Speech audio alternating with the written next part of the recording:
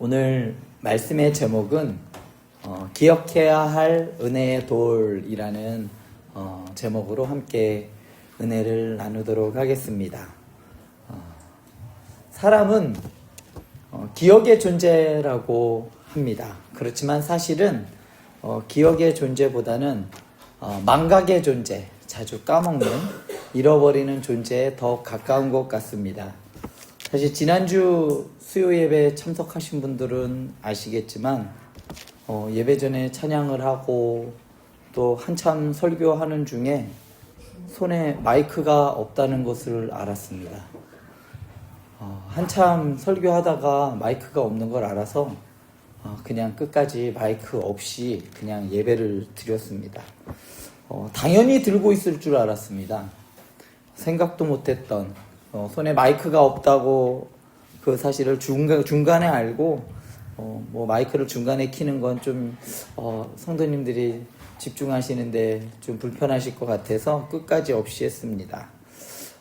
이렇듯 저는 마이크였지만 또 마이크뿐만 아니라 일상생활 속에서도 핸드폰을 그렇게 자주 찾습니다. 자주 잊어버리고 자주 찾습니다. 또 오늘 아침에 무슨 얘기를 했는지도 자주 까먹습니다. 오늘 아침에도 저희 아내가 오늘 꼭 이거 해야 돼 하고 저녁에 돌아와서 보면 그걸 안 했더라고요. 그래서 우리는 기억하기 위해서 사진을 찍어둡니다. 특히 큰 마트나 백화점 가면 차를 어디다 뒀는지 잘 몰라요. 그래서 기둥에 있는 번호표와 함께 차를 찍어 놓습니다. 안 그러신 분들은 참 기억력이 좋으신 분들인데 저는 항상 찍어놔요. 하고는 또 영상을 남기기도 합니다. 남녀 간에 연인이 100일이 지나면 100일 기념을 하죠. 또 자녀의 100일이 지나면 사진을 찍고 잔치도 합니다. 개인뿐만 아니라 나라에서도 좀 특별한 것을 기억하기 위해 현충일이 있고 광복절이 같은 이러한 기념일들이 있습니다. 이 날들은 그냥 쉬라고 만든 날이 아니라 국민 모두가 이것을 잊지 말자, 기억하자라는 날로 세웠던 거죠. 가정에는 가장 중요한 날, 결혼기념일이 있습니다. 결혼기념일 한번 은근슬쩍 넘어가려다가 큰 코 다친 적이 있는데 또 생일이 또 있고요. 각자만의 또 기념일들이 또 있을 수 있습니다. 그냥 선물을 주고받는 날이 아니라 우리가 누구이며 어떤 은혜로 여기까지 왔는가를 다시 확인하는 날이 바로 그런 기념일이 아닌가 싶습니다.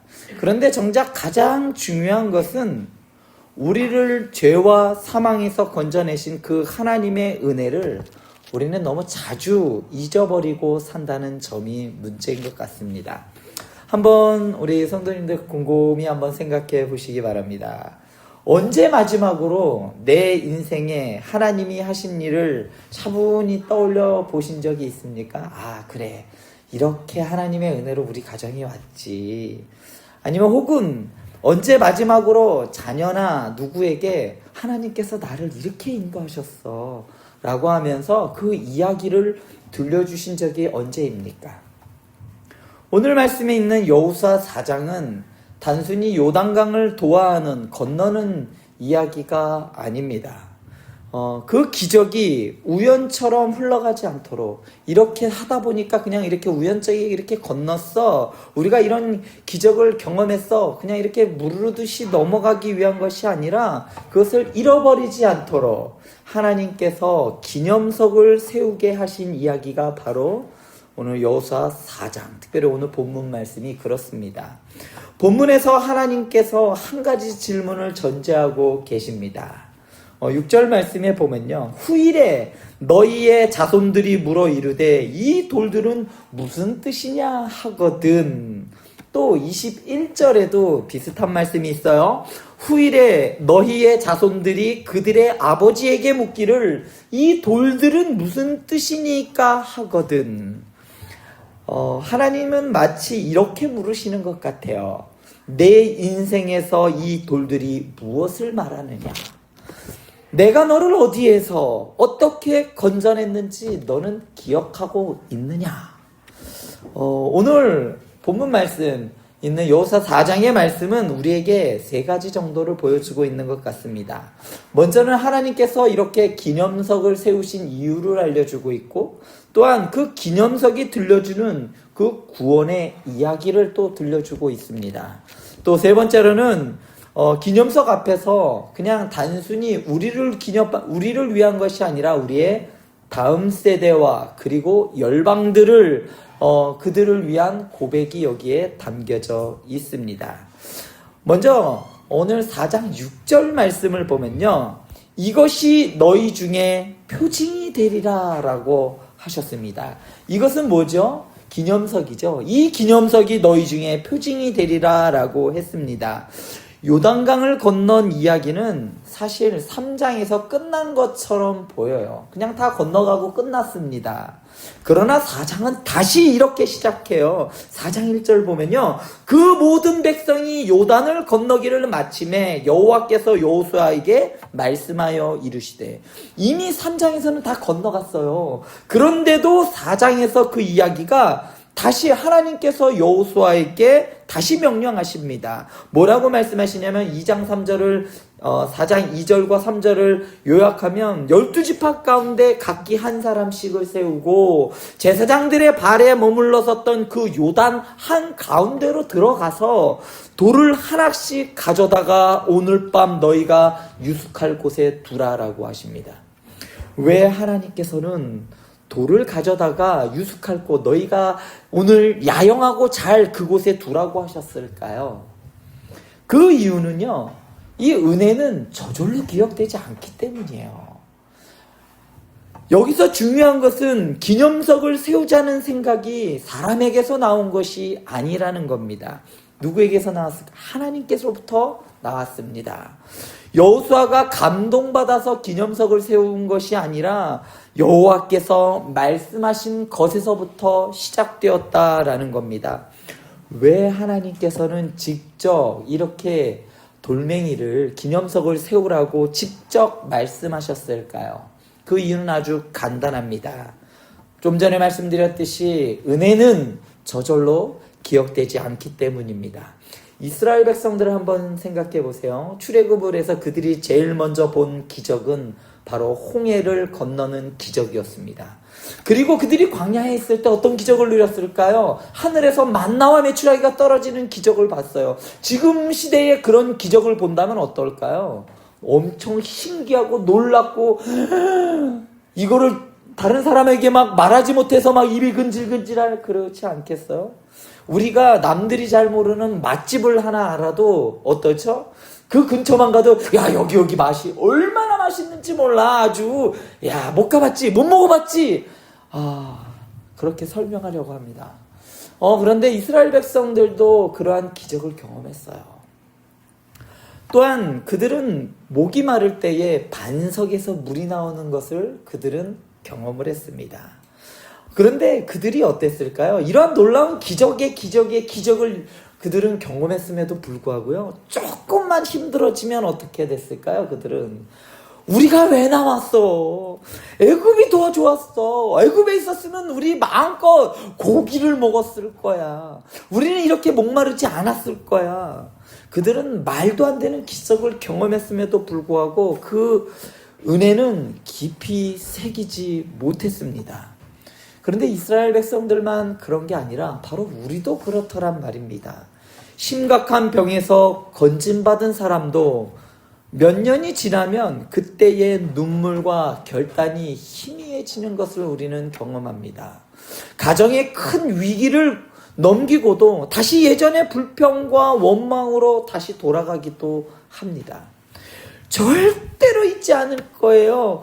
그렇게 하던 그 결단도 시간이 지나면 사진이 점점 빛바래져 가듯이 그 기억도 점점 그냥 희미해져 가는 것 같습니다. 그래서 하나님께서 하신 결단이 뭐냐면 바로 의도적인 장치를 우리 앞에 삼게 우리 삶에 두게 하셨던 겁니다. 그것이 바로 오늘 말씀의 기념석이에요.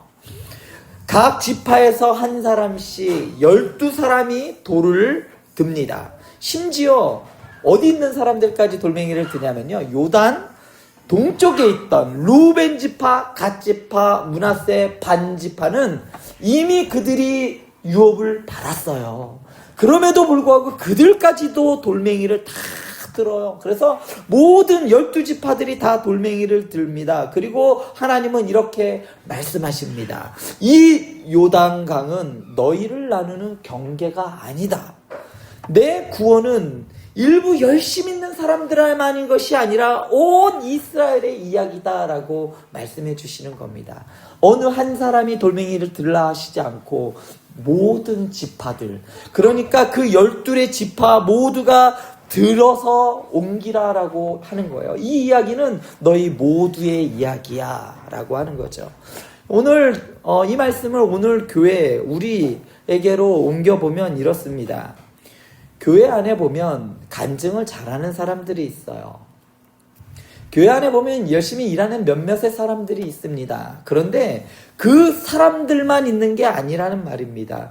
기도 많이 하는 소수만 은혜를 경험하는 게 아니란 뜻입니다. 이스라엘 모두가 은혜를 경험했듯이 우리 여기 아름다운 교회에 있는 모두 한 명 한 명이 다 하나님의 은혜를 이미 경험했다는 말이에요. 믿음이 강하든 약하든 오래 다녔든 얼마 되지 않았든 모든 성도가 결국은 그 십자가 아래에 선 한 사람이라는 말이에요. 그 십자가 아래 선 그 한 사람이라면 모두가 하나님의 은혜의 이야기 속에 들어와 있는 사람이라는 말입니다. 그래서 대표 12명을 뽑아서 돌을 들었지만 성경은요, 그 12명이 들었다라고 이야기하지 않고요, 8절 말씀해 보면 이래요. 이스라엘 자손들이 여호수아가 명령한 대로 행하되라고 합니다. 여호수아가 명령한 것은 그 12명에게 한 이야기예요. 각 지파의 대표들에게만 이야기했지만 그들이 그 말대로 순종했던 것을 성경은 이스라엘 자손들이 여호수아가 명령한 대로 행했다라고 해요. 대표 12명이 했지만 그 순종은 이스라엘 전체가 한 것이라는 말입니다. 사랑하는 아름다운 교회 성도 여러분, 대표가 돌을 들지만 은혜의 기억은 그 공동체 전체의 몫이라는 말입니다. 성도님들은 교회 안에서 구경꾼으로 서 있습니까? 아니면 돌을 함께 들고 있는 사람으로 서 계십니까? 예배 자리가, 사역의 자리가 단순히 관람석이 아니란 말이에요. 함께 기념석을 세워가는 자리가 되어야 한다는 말입니다. 오늘 본문 말씀에 보면 두 가지 단어를 사용하는 것을 볼 수 있습니다. 6절에는 표징이라는 말을 쓰고 7절에 보면 기념이라는 말을 사용합니다. 히브리어에서 기억한다라는 것은 단순히 맞아, 그런 적이 있었지 라는 이런 기억을 말하는 수준이 아니에요. 여기에서의 이 기억은요, 관심을 기울이고 마음을 그곳에 두고 그 기억에 합당한 행동과 순종 그리고 예배로 이어지는 것, 그것을 기억한다라고 합니다. 우리는 기억한다라고 하면 나 안 잊어버렸어, 맞아, 그때 그 일이 있었지, 이렇게 이야기할 수 있지만 오늘 말씀 오늘 히브리어에서의 이 기억한다는 말은 그 모든 것을 포함하고 있는 거예요. 관심과 마음을 그곳에 두고 그 기억에 합당한 행동과 그리고 순종과 그리고 더 나아가 하나님께 예배의 자리로 나아가는 것을 바로 기억한다라는 뜻이에요. 그런 면에서 유월절도 마찬가지입니다.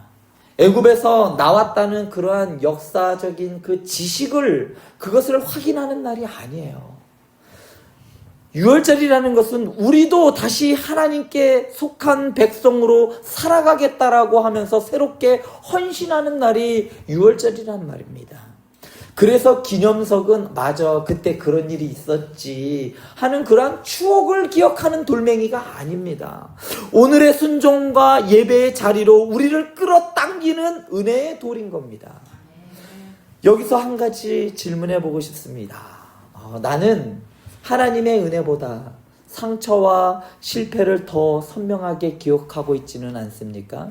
하나님이 주신 은혜는 뭐 별 볼 일 없는 거? 아니, 그때는 좀 컸다고 생각하지만 잊혀져 버렸고, 나에게 상처 준 거, 나를 섭섭하게 한 거, 이런 것들만 그냥 계속 꽁하게 그걸 그냥 계속 갖고 계시지는 않습니까?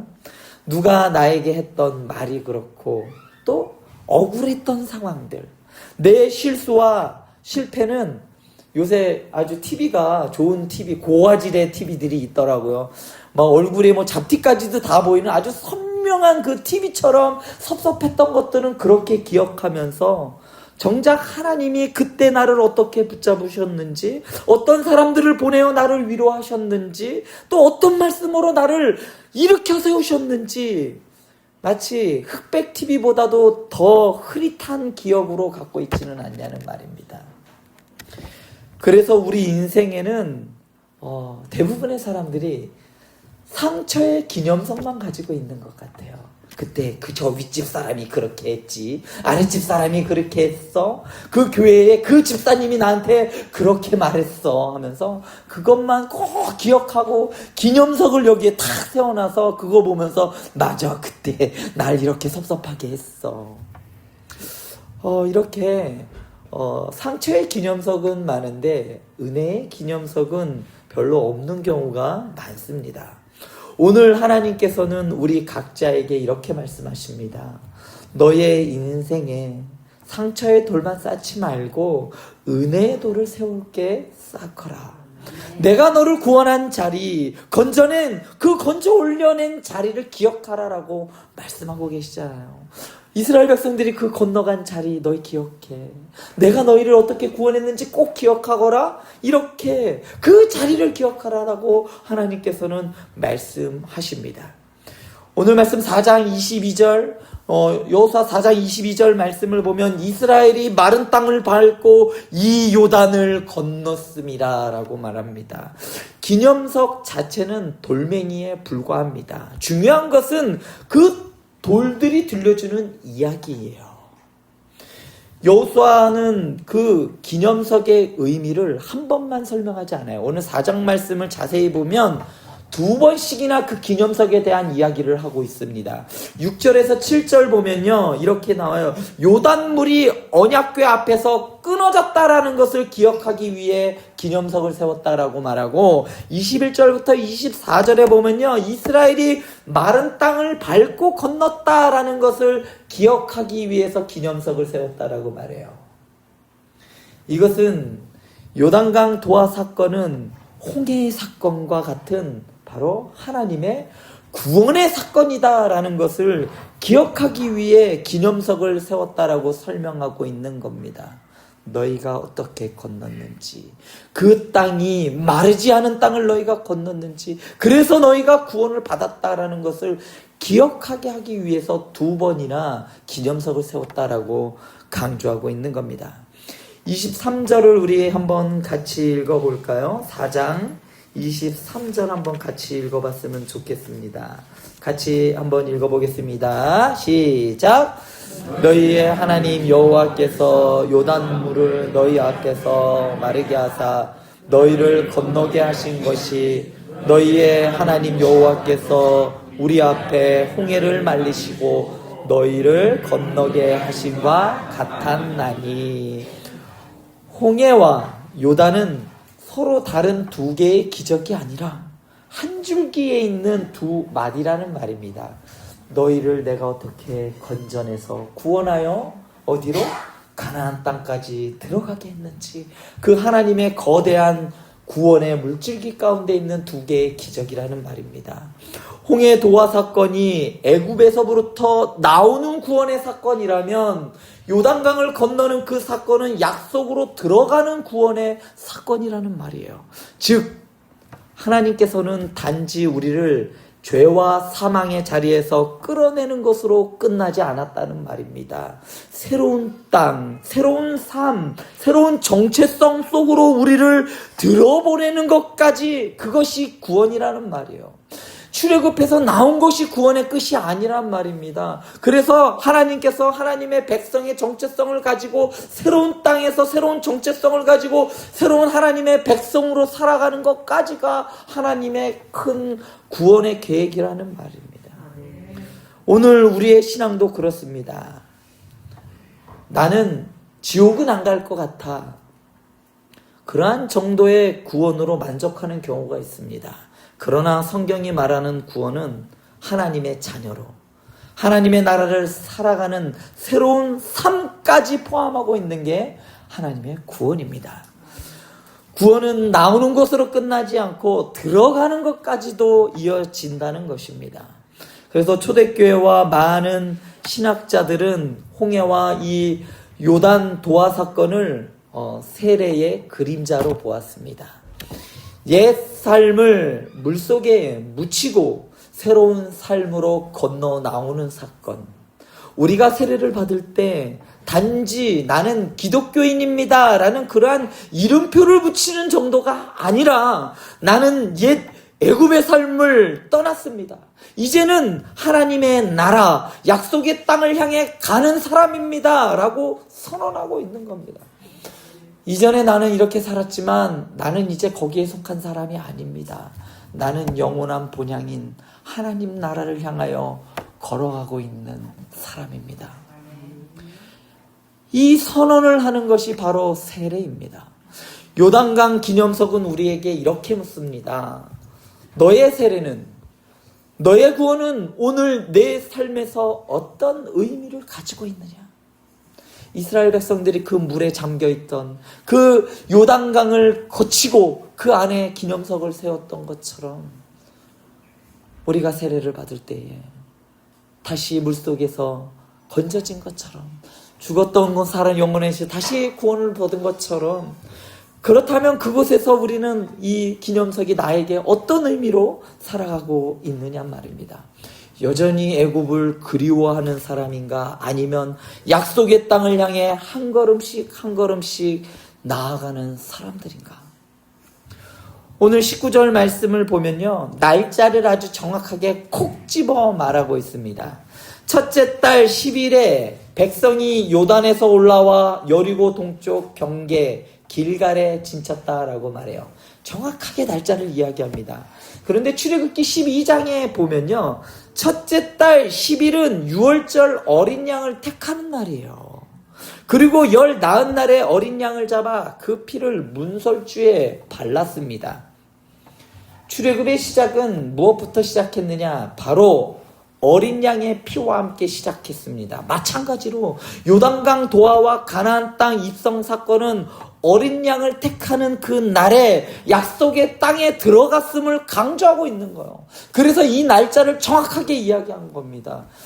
너희의 구원이 이루어졌던 그 시각에 너희가 가나안 땅에 들어갔다.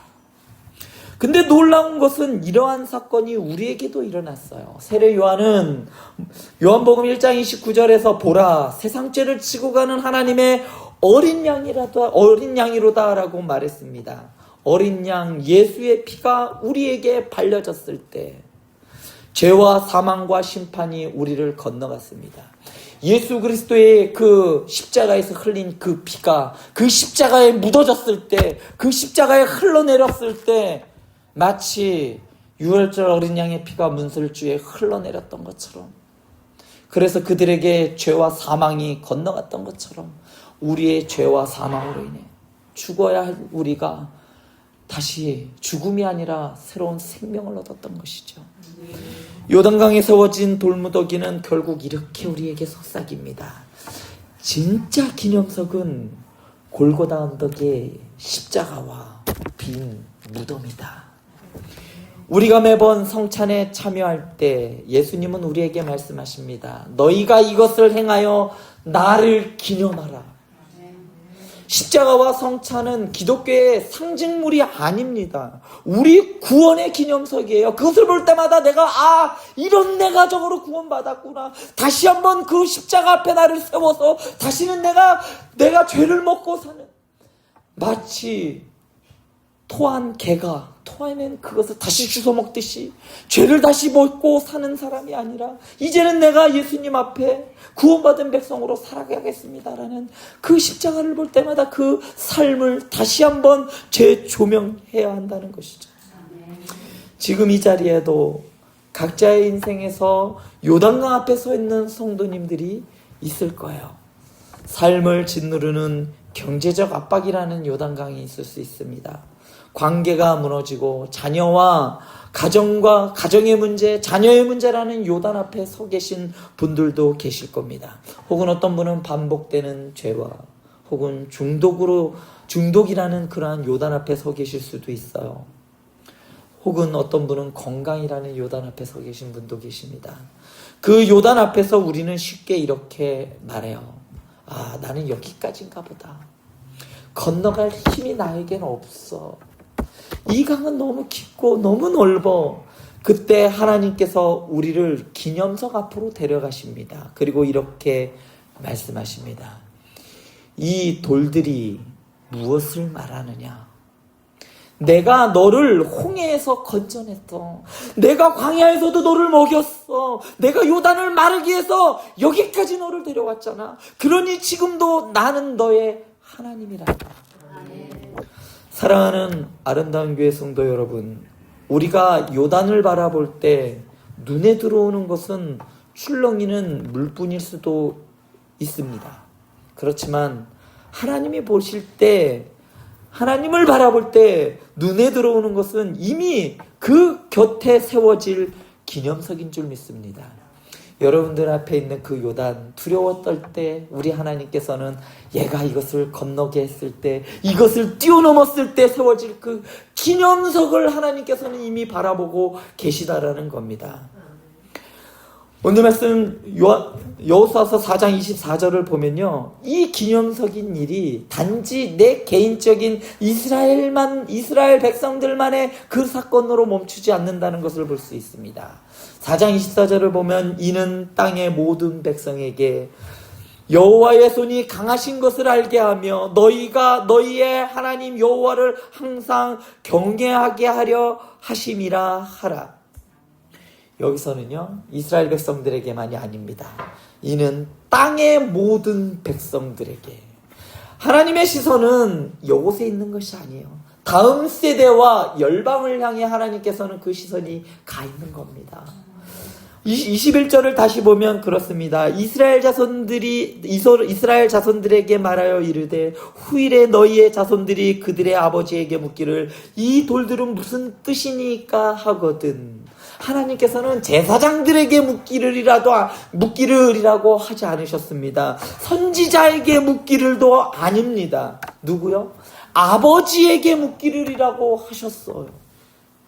하나님의 계획은 믿음이 교회에서 가정으로 흘러가고 가정에서 다시 다음 세대로 흘러가는 것이 하나님의 계획이라는 말입니다. 아이와 함께 요단을 지나가다가 아이의 눈에 돌무더기가 보여요. 그리고 아이가 이렇게 묻습니다. 아빠, 이게 뭐예요? 그때 아버지는 이렇게 말합니다. 얘야, 이 돌은 하나님이 너희 할아버지와 할머니 그리고 우리의 조상들을 여기까지 인도하셨다는 기념석이란다. 요단강은 가를 수 없었던 물이었는데 하나님께서 마르게 하셔서 우리가 마른 땅을 걸어왔단다. 우리가 이 땅에서 사는 것은 우리가 잘나서가 아니라 하나님이 그렇게 하시셔서 그렇게 우리가 여기에 살아갈 수 있다는 것이란다. 이것이 하나님께서 그리신 가정의 그림입니다. 사랑하는 아름다운 교회 성도 여러분들의 가정에는 여러분들의 자녀가 이 돌이 뭐예요? 라고 물을 만한 신앙의 흔적이 있습니까? 집안 어딘가에 말씀 한 구절이 걸려 있습니까? 식탁에서 한 번쯤 이번 주에 하나님이 우리의 가정에게 해주신 일을 아주 짧게라도 한번 나누어 본 적이 있으십니까? 질문이 없다는 것은 돌이 없기 때문일 수도 있고, 돌이 있어도 신앙 이야기를 나눌 관계와 분위기가 없는 것일 수도 있습니다. 24절은 이렇게 말합니다. 이 땅의 모든 백성에게 여호와의 손이 강하신 것을 알게 하며 너희가 너희의 하나님 여호와를 항상 경외하게 하려 하심이라. 기념석의 목적은 이스라엘 내부에만 있지 않습니다. 땅의 모든 백성, 하나님이 이스라엘을 통해 열방에게 내가 어떤 하나님인지 보여주고 싶어 하신다는 뜻이에요. 오늘로 옮기면 이렇습니다. 우리가 은혜를 기억하는 방식이 세상이 우리를 통해 복음을 보는 창문이 된다는 말이에요. 우리 여러분들의 삶을 통해서 세상 사람들이 하나님이 이런 분이구나, 하나님이 저분 삶에서 이렇게 역사하시는구나, 그것을 보여주는 창문의 역할을 해야 한다라는 말입니다. 고난 중에도 하나님을 붙드는 사람, 입술로 감사와 소망을 말하는 가정, 상처를 간증으로 바꾸어 말하는 한 그 교회 공동체를 볼 때 주변 사람들이 이렇게 묻기 시작할 겁니다. 어떻게 저렇게 버틸 수 있지? 어떻게 저렇게 용서할 수 있지? 어떻게 저렇게 다시 시작할 수 있지? 완전히 철저히 무너졌다고 생각했는데 어떻게 다시 일어설 수 있지? 그 질문이 바로 이 돌들이 무슨 뜻이냐라고 묻는 그 질문의 오늘날 버전이 아닌가 싶습니다. 하나님은 우리가 기적을 보여주기보다 기적을 나누도록 부르십니다. 내가 이런 기적을 행했다 보다 그때 하나님께서 나를 이렇게 붙드셨다는 그 기적의 나눔, 그 기억의 나눔이 더 깊이 사람의 마음을 움직이는 법입니다. 그래서 오늘 교회 안에서 우리가 새롭게 회복해야 할 세 가지 자리가 있는 것 같습니다. 먼저는 가정의 식탁의 자리를 회복했으면 좋겠어요. 밥을 드시면서 식사를 하면서 이번 주에 감사할 일 한 가지씩 나눠봤으면 좋겠습니다. 하나님께서 이렇게 나에게 은혜 주셨어. 하나님이 우리 가정 이렇게 해주셨어. 이렇게 시작해 보는 것이 가정의 기념석을 세우는 겁니다. 처음에는 어색해요. 그렇지만 시작하고 나서 시간이 지나면 그 식탁이 바로 작은 기념석의 자리가 될 것입니다. 두 번째로 여러분들이 교회 안에서의 작은 모임들, 그 만나는 교제하는 사람들, 그 사람들과 요즘 하나님께서 나에게 하신 일을 나누는 자리가 되었으면 좋겠습니다. 부서 모임일 수도 있고 전도의 모임일 수도 있습니다. 요새 성탄절 연습을 하느라고 이렇게 모이시는데요. 어색하지만 그래도 그 가운데서 잠깐 시작하기 전에 기도하시면서 오늘 주신 은혜를 한 번씩 나누시면서 하셨으면 좋겠습니다. 기념석을 함께 바라보는 자리가 되시기 바랍니다. 그리고 마지막으로 세 번째로 개인의 기록을 남겼으면 좋겠습니다. 일기도 좋고요. 감사 노트도 좋습니다. 기도 노트도 좋습니다.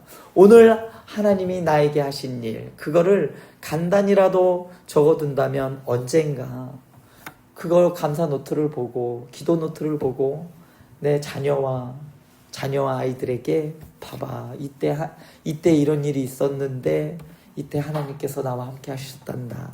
이렇게 어려운 일이 있었지만 결국엔 하나님께서 우리를 이렇게 피하게 해주시고 인도하여 주셨단다. 이렇게 보여줄 수 있는 돌무더기가 될 것입니다. 오늘 말씀을 정리해 보면 하나님은 은혜를 기억하게 하시기 위해 기념석을 세우게 하셨습니다. 그러나 우리는 너무나 잘 잊어버려요. 그래서 하나님께서 기억할 수 있는 장치를 주셨던 겁니다.